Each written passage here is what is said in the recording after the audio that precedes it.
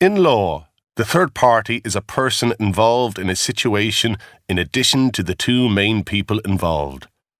A third party quite often appears in cases of divorce, for example.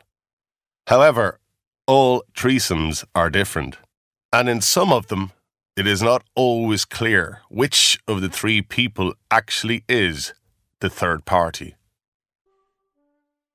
The two men met by arrangement in the bar of Buswell's Hotel at 11:30. "I think we'll recognise each other all right," the older man had said. "I expect she's told you what I look like." He was tall, his face pinkish brown from the sun, his fair hair turning grey. The man he met was thinner, wearing glasses and a black winter coat. A smaller man, whose name was Lardman. "Well, we're neither of us late," Boland said, a little nervously. "Fergus Boland, how are you?" They shook hands. Boland took out his wallet. "I'll have a whiskey myself. What'll I get you?" "Oh, just a lemonade for me, Fergus, this time of day." Boland ordered the drinks, and they stood by the bar. Boland held out a packet of cigarettes.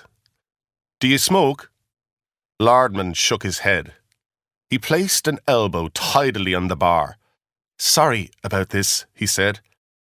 They were alone, except for the barman, who put their two glasses in front of them. Boland paid him. I'm really sorry," Lardman went on, "doing this to anyone." "Good luck," Boland said, raising his glass. He had softened the colour of the whiskey by adding twice as much water. "You never drink this early in the day, I suppose," he said, carefully polite.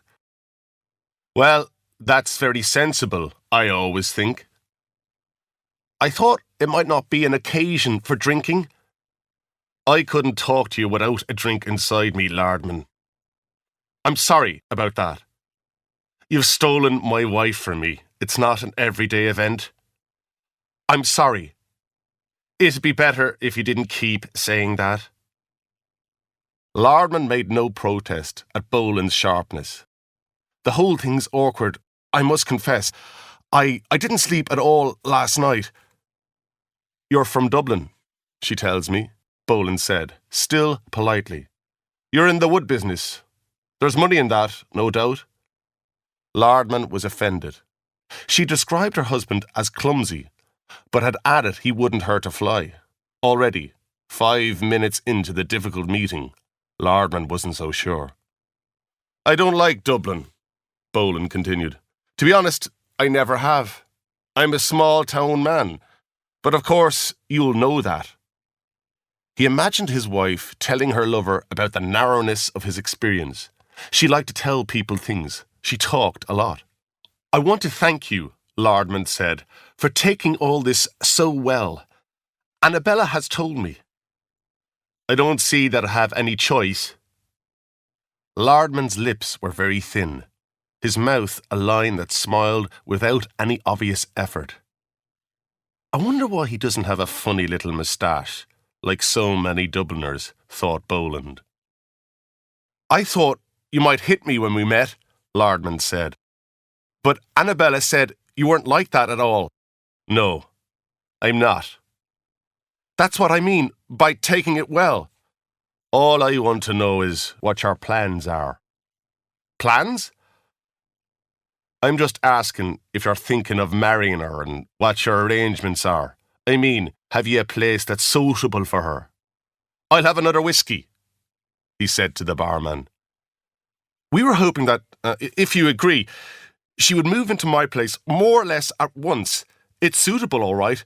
A 7-room flat in Wellington Road, but in time we'll get a house." "Thanks," Boland said to the barman, paying him. "It was my turn to pay," Lardman protested, just a little late. She wouldn't care for meanness, Boland thought, when it began to have an effect on her, which it would, in time. "But marriage," Boland said, "it isn't easy, to marry another man's wife in Ireland." "Annabella and I would naturally like to be married one day." "That's what I wanted to ask you about," How are you thinking of getting a divorce? She doesn't really know much about it. We talked about it for a long time. Thank you for that, and for suggesting we should meet. You two have given me good reasons for a divorce, Lardman, but it's no damn use to me.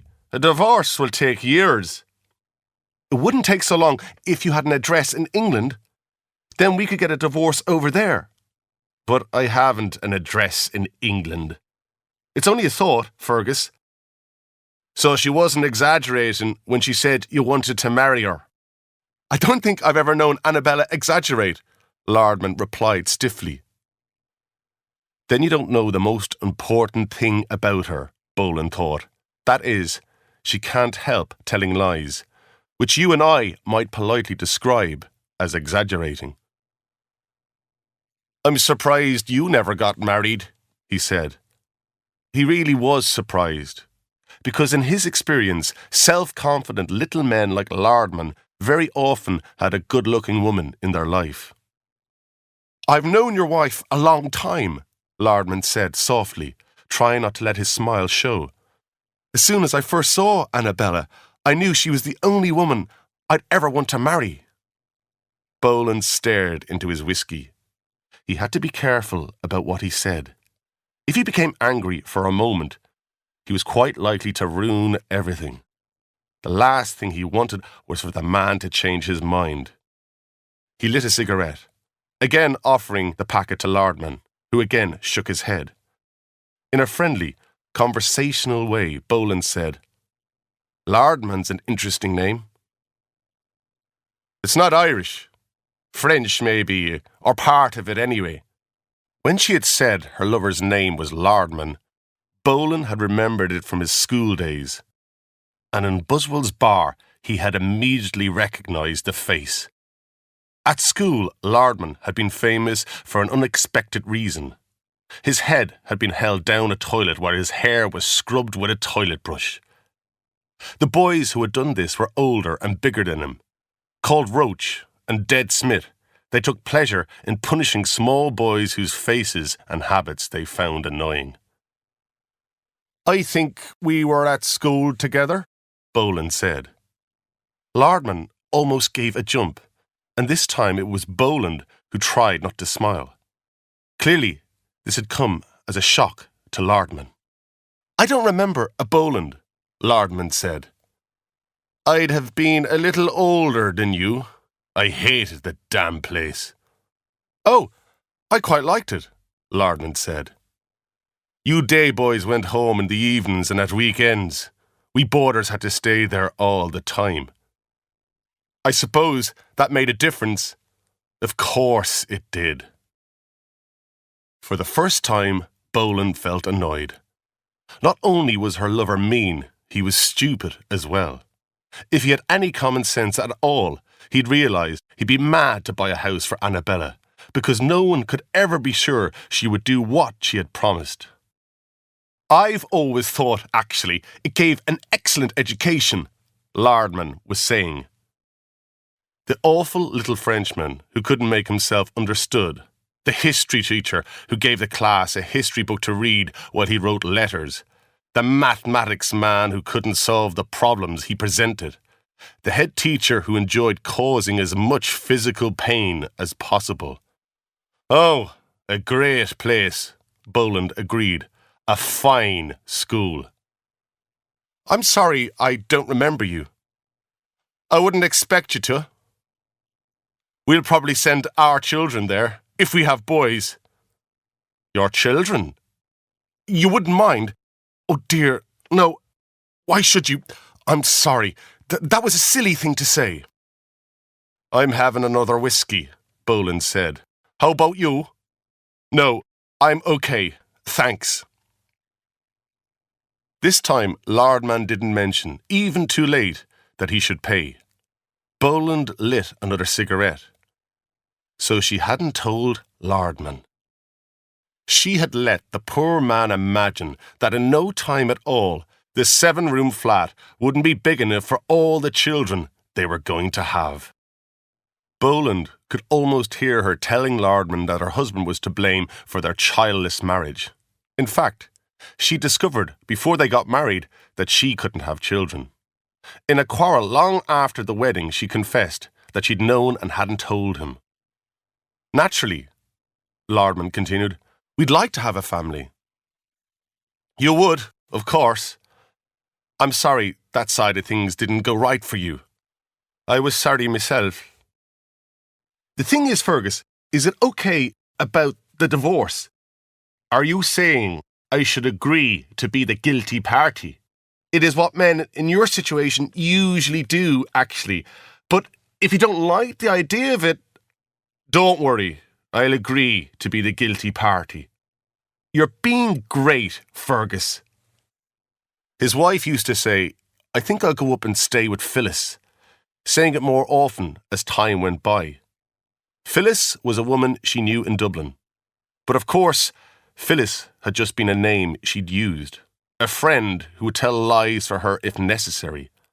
Phone me, he used to say. And obediently his wife phoned him, telling how Dublin looked and how Phyllis was.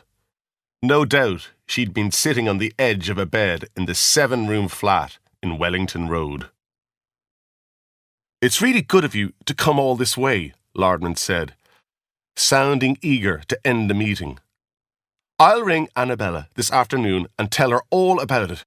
You won't mind that, Fergus? Not at all. Boland had often interrupted such a telephone conversation. He would come home and find her sitting on the stairs, talking on the phone. As soon as he came through the door, she'd wave a greeting and start to whisper secretively into the phone. The trouble with Annabella was that sooner or later, everything in the world bored her. Now, I want to hear every single thing that's happened since the moment you left home this morning, she would soon say to Lardman, and the poor man would begin a long story about catching the bus and arriving at work and having a cake with his coffee. Later, in a quarrel, she would throw it all back at him. Who could possibly want to know about your damn cake? She'd scream wildly at him, her fingers spread out in the air so that her blood-red nail varnish would dry evenly.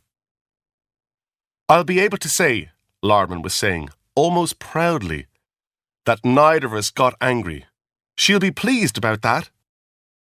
Boland couldn't imagine his wife being pleased, since she hardly ever was. He wondered what it was that she liked about Lardman. When he'd asked her, she'd said her lover was amusing, that he had what she called a fantastic sense of fun. I wonder what became of Roach and Dead Smith, he said. He didn't know why he said it, why he couldn't accept that the business between them was over. He should have shaken hands with Lardman and left it at that, perhaps saying there were no hard feelings. He would never have to see the man again. Once in a while, he would simply feel sorry for him. I don't remember either of them, said Lardman, shaking his head. I'll say goodbye, Fergus. I'm grateful. I really am. They were the boys who had the bright idea of washing your hair in a toilet bowl? Boland had said to himself over and over again that Lardman was welcome to her. He looked ahead to an easy life, living alone. The house she had filled with her moods and her lies for the last 12 years would be as silent as a peaceful sleep. He would clear out the memories of her, because naturally she wouldn't do that herself. The old-fashioned magazines, the empty medicine bottles, the clothes she had no further use for, the curtains torn to pieces by her cats. He would cook his own meals, and Mrs. Coughlin would still come to clean every morning. Mrs. Coughlin wouldn't exactly be sorry to see her go either. I don't know why you keep going on about your school days, Lardman said. Let me get you a real drink before you go. 2 big ones, Boland called to the barman. No, really, Lardman protested. Really now. He had put on his coat and a pair of black leather gloves. Oh, go on, man. We're both in need of it. Finger by finger, Lardman took one of the gloves off again. and unwillingly picked up the new glass. They drank. I only mentioned the school, Boland said, because that was the other thing that you and I shared. As I said, I think we'd maybe send the children there. You don't remember it? Boland asked. What's that? The toilet thing. Look here, Boland. I've offended you. I didn't mean that at all. Of course you haven't offended me. It's just that I see no reason to keep going on about things like that. We'll talk of something else. Actually, I'm getting late. The second glove was pulled on again. The coat buttons were checked to see that all was well for the street. The glove was removed again when Lardman remembered there'd have to be a handshake. Thanks for everything, he said. For the second time, Boland surprised himself by being unable to let the matter rest. You mention your children, he heard himself saying. Would these be your and Annabella's children? Lardman's mouth dropped open and he stared at Boland. What other children are there? He asked, shaking his head in a puzzled way. She can't have children, Lardman. Oh, now, look here. That's a medical fact. The unfortunate woman is incapable of being a mother. I think you're drunk. One whiskey after another you've had. Annabella's told me a thing or two about you, you know. She hasn't told you about the cats she's going to bring with her. She hasn't told you she can't have children. She hasn't told you she gets so bored that her face turns white with anger. It's best not to be near her then, Lardman. Take my advice on that. She's told me you can't stay sober. Except for occasions like this, I hardly ever drink. I drink a lot less than Annabella does, I can promise you. You've been unable to give Annabella children. She's sorry for you. She doesn't blame you.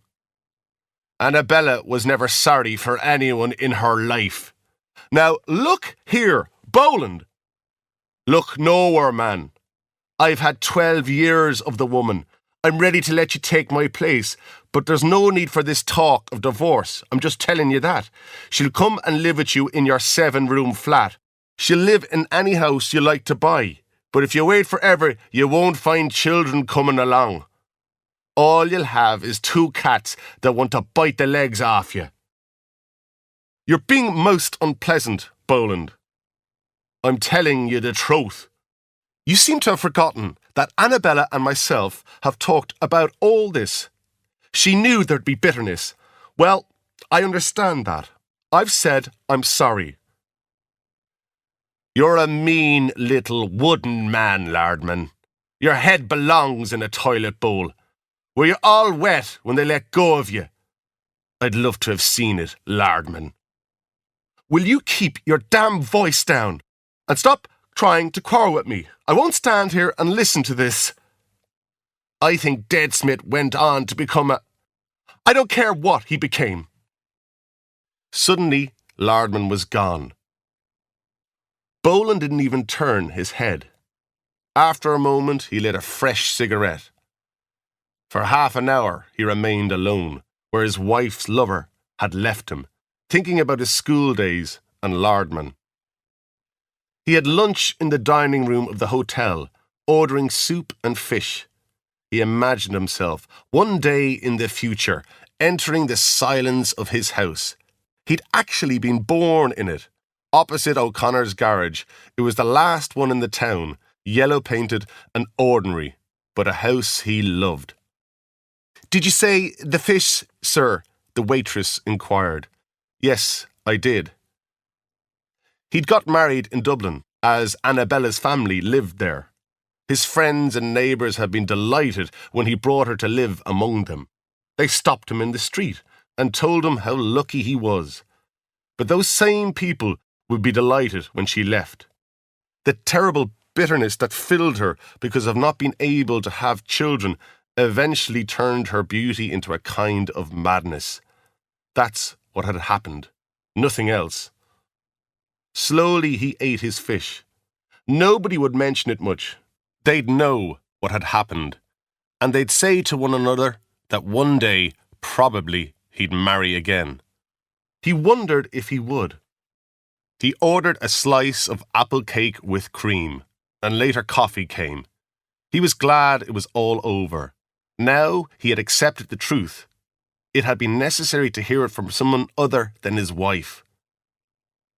When first she told him, he'd wondered if it was all just another of her lies. He paid his bill and went out to the car park. It was because there hadn't been enough for her to do, he thought, as he drove out of Dublin through the heavy city traffic. A childless woman in a small town had all the time in the world. She had changed the furniture around and had chosen the wallpaper that her cats had later damaged. But she hadn't joined any clubs or made any friends. He'd driven her to Dublin as often as he could, before she'd started going there alone to visit Phyllis. For years, he'd known she wasn't happy. But until she told him, he'd never suspected she had become involved with a man. Lardman would have telephoned her by now, perhaps to say, "Why don't you drive up this afternoon?" Maybe all day she had been packing, knowing the meeting at Buswell's was nothing to worry about. The little white Volkswagen he'd bought her might be on the road to Dublin already. He was on the open road now, looking out for the Volkswagen coming towards him. If she passed him, would she greet him with a touch on the horn? Or would he greet her? He didn't know if he would. Better to wait. But over the next 50 miles or so, there was no sign of his wife's car. And of course, he told himself there was no reason why there should be. It was only his own idea that she might depart that afternoon, and surely she'd need more than a day to pack all her things. The more he thought about it, the less likely it was that she would be capable of completing the move alone. He turned the radio on and heard a song called "Dancing in the Dark." It reminded him of the world he supposed his wife and Lardman belonged to, the excitement of secret love, dancing close together in the darkness. "Poor Annabella," he said aloud, while the music still played. "Poor girl, to have married a small-town businessman like himself. It was lucky, really, that she had met self-confident little Lardman. He imagined them in each other's arms, and then their shared smile before they held each other close again. As the dull third party, he had no further part to play. But as Boland reached the first few houses on this side of his hometown, he knew none of that was right. The little white car had not carried her to Lardman today. It would not do so tomorrow or the next day. It would not do so next month, or after Christmas, or in February, or in spring. It would never do so. It hadn't mattered reminding Lardman of what he had suffered as a schoolboy. It hadn't mattered telling him she was in the habit of lying or even calling him mean. That kind of unpleasant talk was more or less expected in the situation they found themselves in, and might simply be the result of a few whiskies. But something had driven Boland to go further. Little men like Lardman always wanted children. "That's a total lie," she'd have said already on the telephone, and Lardman would have pretended to believe her. But pretending wasn't going to be enough for either of them. Boland turned the radio off. He stopped the car outside Donovan's pub and sat there for a moment before going in. At the bar, he greeted men he knew and stood drinking with them, listening to talk of horses and politicians. They left after a few more drinks, but Boland stayed there for a long time, wondering why he hadn't been able to let Lardman take her from him.